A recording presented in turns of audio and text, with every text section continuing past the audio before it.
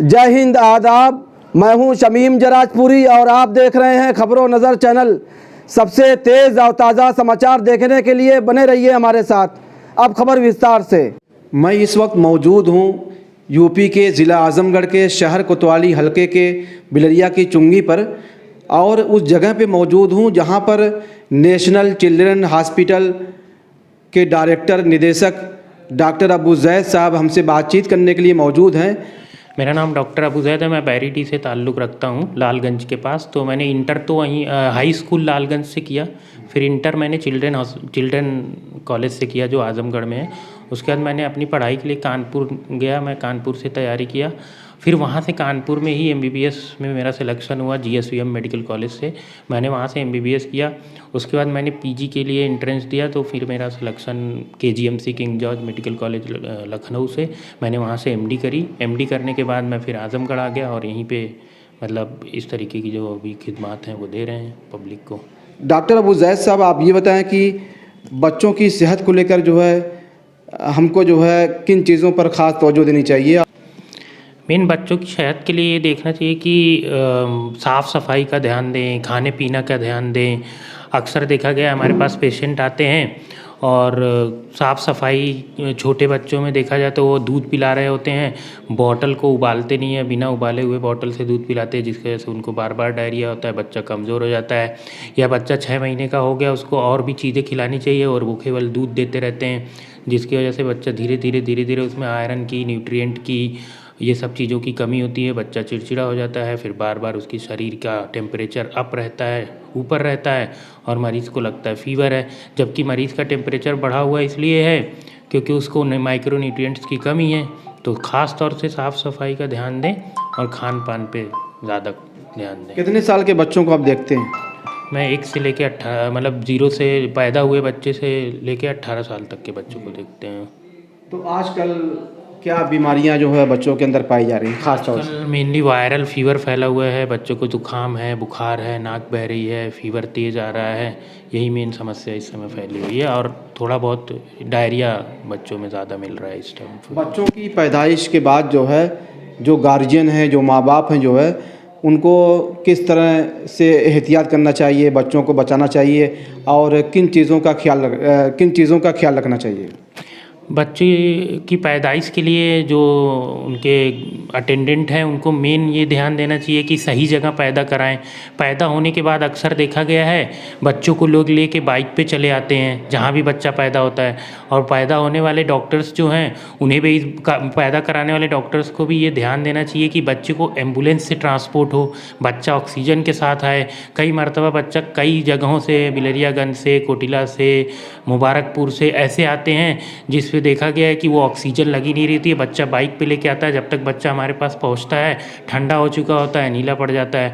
तो मेरी उन डॉक्टरों से भी रिक्वेस्ट है कि उन्हें एम्बुलेंस से भेजें और अटेंडेंट को भी इस बात का ध्यान देना चाहिए कि ऐसी जगहों पे जाएं जहां हर तरीके की फैसिलिटी हो। एक ख़ास बात यह है, जो भी पेरीफेरी पे डिलीवरी हो रही है उसमें मैंने देखा है कि डिलीवरी तो करा दी जाती है लेकिन वहाँ बच्चों का डॉक्टर मौजूद नहीं होता है, और गायनी वाला ही डॉक्टर उसको बच्चे के बारे में भी बताता है कि इसको कोई दिक्कत नहीं है, इसको थोड़ी दिक्कत है, आप आगे ले जाओ।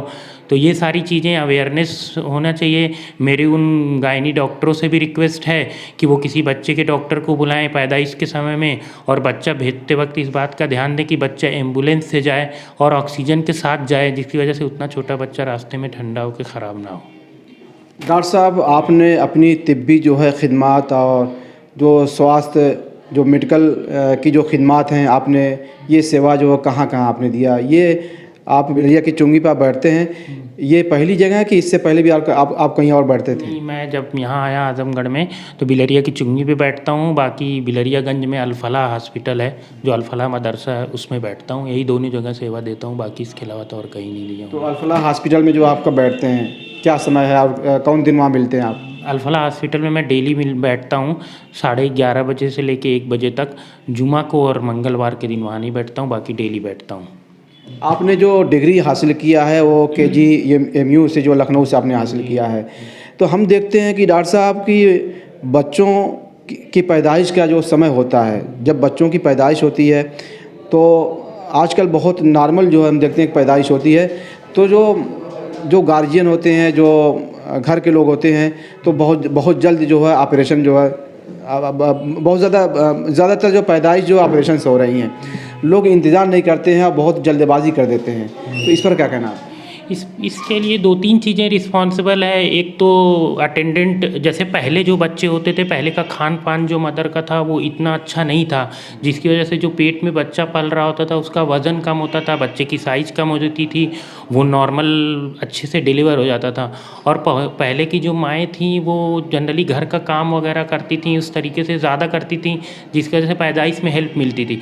आज के ज़माने में खान पान अच्छा है तो ज़्यादातर देखा गया अल्ट्रासाउंड कराने पे बच्चे का वज़न 3.5 किलो है, 4.5 किलो है, तो इतना बड़ा बच्चा फिर उसी रास्ते से निकलना है जिस रास्ते से वो छोटा बच्चा निकल रहा था आज से 10 साल 12 साल पहले, तो इसमें दिक्कत आती है। कुछ जगहों पे देखा गया है कि जैसे डॉक्टर सिलेक्शन पे भी डिपेंड करता है, तो ख़ास तौर से बच्चा जब पेट में होता है तो जैसे हमारे दिल का ईसीजी किया जाता है, उसी तरीके से वो बच्चा जब पेट में होता है तो जो गायनी के डॉक्टर्स होते हैं वो लोग उसकी स्थिति जानने के लिए एक तार लगा के ईसीजी की तरीके की ही एक जांच होती है, उसको पार्टोग्राम बोलते हैं, वो करते हैं, या सीटीजी बोलते हैं, वो करते हैं। उससे बच्चे की स्थिति पता चलती कि ये बच्चा नॉर्मल पैदा हो जाएगा कि नहीं हो जाएगा। हमने ये भी समस्याएं देखी हैं, हम यहाँ पे अक्सर पेरीफेरी पे देखते हैं, डिलीवरी हो रही होती है, अटेंडेंट से पूछा जाता है कि कोई ऐसी रिकॉर्डिंग हो रही है, तो वो बोलता है ऐसी कुछ नहीं हो रही है। उसकी वजह से भी समस्या आती है। ये डिसाइड करना कि ऑपरेशन होगा या नॉर्मल होगा, ये वही सीटीजी ही डिसाइड करती है कि बच्चा ऑपरेशन से पैदा हो जाएगा या नॉर्मल पैदा होगा। लेकिन दुर्भाग्य से आजमगढ़ में तमाम सेंटर्स चलते हैं, पेरीफेरी पे भी चलते हैं, जहाँ ये सीटीजी की सुविधा नहीं है। उसके चक्कर में बच्चा कई बार बीच में अटक जाता है, पैदा होकर नहीं रोता है और समस्या होती है।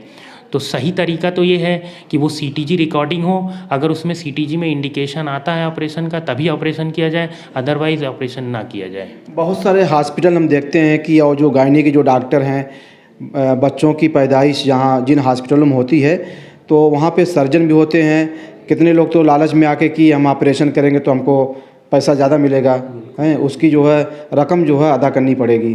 तो कहीं ना कहीं लापरवाही जो गार्जियन से भी होती है और हॉस्पिटल के लोग भी ऐसा करते हैं कि ऑपरेशन कर देते हैं, तो इस पर क्या कहना है? उसमें हमें ये चीज़ देखनी पड़ेगी कि इसमें गार्जियन खुद डिसाइड करेगी कहाँ पे लापरवाही हो रही है, कहाँ पे नहीं हो रही है। पहली बात तो हमारे जो डॉक्टर बंधु हैं उन्हें लापरवाही करना नहीं चाहिए। जो भी रूल एंड रेगुलेशंस है, जैसे सीटीजी रिकॉर्डिंग होनी चाहिए, विदाउट सीटीजी रिकॉर्डिंग आप ऑपरेशन नहीं कर सकते। जब तक आपके पास इंडिकेशन नहीं है आप कैसे ऑपरेशन कर सकते हैं, ये चीज़ ध्यान देना है। दूसरी चीज़, हमें ना गार्जियनों को अवेयर होना है कि हमें कहाँ जाना है।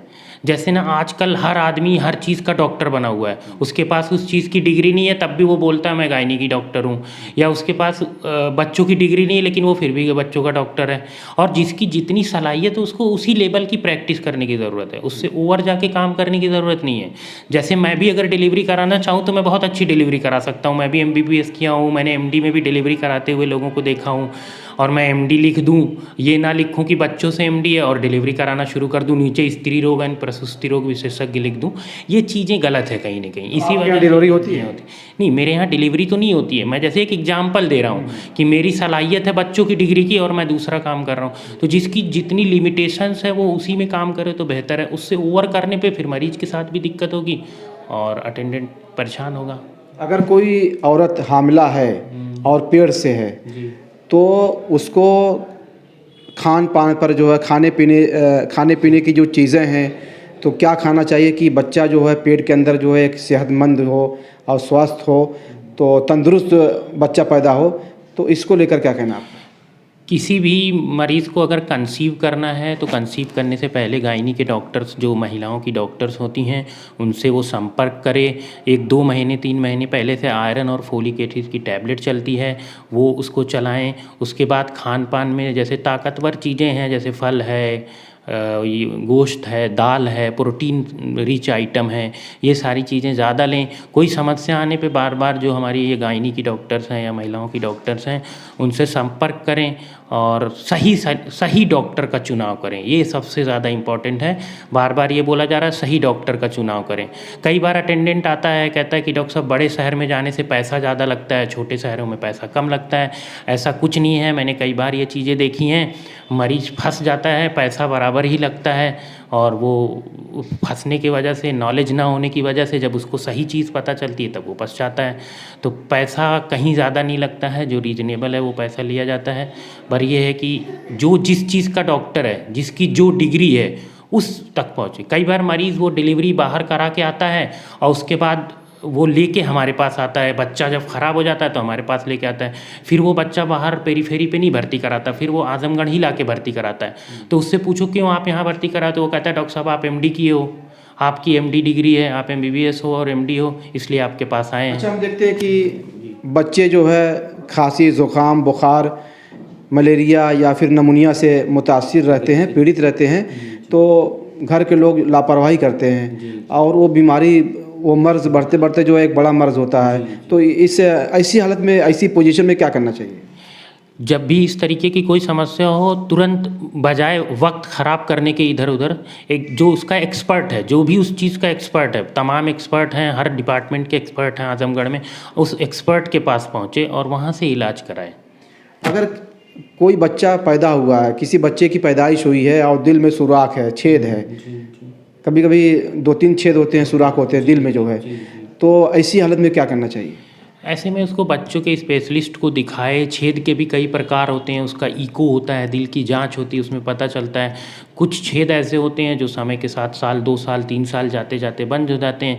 कुछ छेद ऐसे होते हैं जिसमें ऑपरेशन की आवश्यकता होती है। लेकिन ये सारी बातें ना, जो भी पीडियाट्रिशियन है, जो भी बच्चों के डॉक्टर हैं, वो इनको बताएंगे तो जल्द से जल्द वो बच्चों के डॉक्टर से सलाह ले, जैसा उनको गाइड किया जाता है वैसा वो आगे करते रहें। क्या निशानियाँ होती हैं, क्या अलामतें होती हैं, क्या आसार होते हैं कि बच्चों के दिल में सुराख है, छेद है, तो क्या कैसे जो हम समझे कि हाँ ये बीमारी है? बार बार वो बच्चे को बार बार इन्फेक्शन होगा, बार बार बच्चे को निमोनिया होने का ख़तरा ज़्यादा रहता है, बार बार सर्दी जुकाम होने का ख़तरा रहता है, बच्चा दूध पीते पीते थक जाता है, माथे पे पसीना होता है, बच्चा दूध छाती पकड़ता है, थोड़ी देर बाद छोड़ देता है, पूरी तरीके से खींचता नहीं है, पसलियों में गड्ढे पड़ने लगते हैं। और कई बार कुछ ऐसी दिल की बीमारियाँ होती हैं जिसमें बच्चा नीला भी पड़ने लगता है, उसका कलर नीला पड़ने, ये सारी उसकी अलामतें हैं। उससे पता चलता है बच्चा बहुत ज़्यादा रोता भी है, हाँ, रोने की भी लक्षण मिलते हैं। तो आपके हॉस्पिटल में आपने मरीज़ों के लिए क्या क्या सहूलतें दे रखी हैं, क्या क्या सुविधाएं आपके यहाँ हैं? हमारे यहाँ एक ये मान के चलिए कि सारी सुविधाएं हैं। वेंटिलेटर है और तमाम वेंटिलेटर से पहले लगने वाली मशीनें हैं, उसको HFNC बोलते हैं, CPAP बोलते हैं। हमारे यहाँ NICU है, जो छोटे बच्चे पैदा होते हैं उनके लिए ICU है, जिसको आमतौर से लोग सीसा बोलते हैं। और हमारे यहाँ PICU है, जो बड़े बच्चों के लिए इंटेंसिव केयर यूनिट होती है, वो है। OPD की सुविधा है, वैक्सीनेशन होता है और इमरजेंसी सर्विसेज हैं। हमेशा रात में भी मेरी अवेलेबिलिटी है, अगर कोई मरीज़ आता है मैं इमीडिएटली रात में उसको अटेंड करता हूँ। ये सारी। तो हर दिन आप कितने मरीज़ों को देखते हैं, कितने मरीज़ यहाँ पे आ जाते हैं? 50 से 60 मरीज़ डेली आजकल देखा जा रहा है जो डेली आते हैं यहाँ पे। ये थे डॉक्टर अबू जैद साहब जो खबरों नज़र चैनल से बातचीत कर रहे थे। आप बच्चों की बीमारियों के माहिर अमराज़ अतफ़ाल यानी MBBS और MD डॉक्टर हैं। खबरों नज़र चैनल के लिए शमीम जराजपुरी, आजमगढ़। खबर और विज्ञापन के लिए संपर्क करें। आजमगढ़ की ताज़ा और तमाम खबरों को सबसे पहले देखने के लिए हमारे चैनल को सब्सक्राइब करें।